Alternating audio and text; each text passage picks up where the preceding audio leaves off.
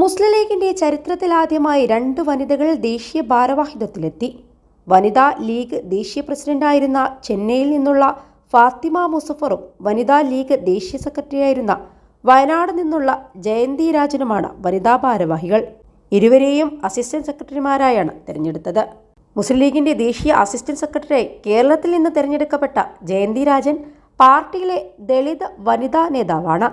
നിലവിൽ വനിതാ ലീഗ് ദേശീയ ജനറൽ സെക്രട്ടറിയാണ് ജയന്തി.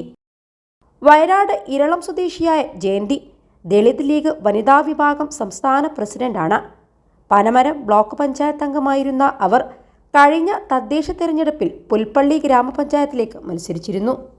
കഴിഞ്ഞ നിയമസഭാ തെരഞ്ഞെടുപ്പ് സീറ്റ് വിഭജന ചർച്ചയ്ക്കിടെ തൃശൂർ ജില്ലയിലെ സംവരണ മണ്ഡലമായ ചേലക്കര ജയന്തി രാജനെ മത്സരിപ്പിക്കാനായി ലീഗ് ആവശ്യപ്പെട്ടതായി മാധ്യമങ്ങളിൽ വാർത്ത വന്നിരുന്നു.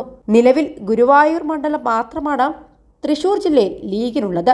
വ്യാഴാഴ്ച ചെന്നൈ പൂന്തമല്ലി ഹൈറോഡിലെ അബു പാലസ് ഹാളിൽ ചേർന്ന ദേശീയ കൗൺസിൽ യോഗമാണ് ലീഗിന്റെ ചരിത്രത്തിൽ ആദ്യമായി 2 വനിതകളെ ദേശീയ കമ്മിറ്റിയിലേക്ക് തെരഞ്ഞെടുക്കുന്നത്.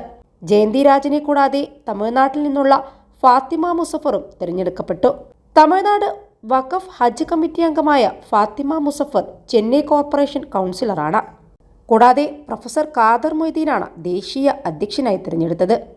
PK കുഞ്ഞാലിക്കുട്ടി ജനറൽ സെക്രട്ടറിയായും തുടരും. PV അബ്ദുൽ വഹാബ് MP ആണ് ട്രഷറർ. 21 ലക്ഷത്തോളം സന്തുഷ്ടരായ ഉപഭോക്താക്കളും 2 ലക്ഷത്തോളം തിമിര ശസ്ത്രക്രിയകളും പൂർത്തിയാക്കിയ മലബാറിലെ ഏക കണ്ണാശുപത്രി Al Salama eye hospital, hospital road, Perinthalmanna. Political advisory committee ചെയർമാനായി പാണക്കാട് സാദിഖ് അലി ശിഹാബ് തങ്ങളെ തിരഞ്ഞെടുത്തു. വിവിധ സംസ്ഥാനങ്ങളിൽ നിന്ന് 700-ലേറെ പ്രതിനിധികളാണ് ദേശീയ കമ്മിറ്റിയിൽ. വിവിധ സംസ്ഥാനങ്ങളിൽ നിന്ന് 700-ലേറെ പ്രതിനിധികളാണ് യോഗത്തിൽ പങ്കെടുക്കാനെത്തിയത്. കേരളത്തിന് പുറത്ത് പാർട്ടിയെ ശക്തിപ്പെടുത്താനുള്ള മാർഗങ്ങളും ഇതിൽ ചർച്ച ചെയ്തു.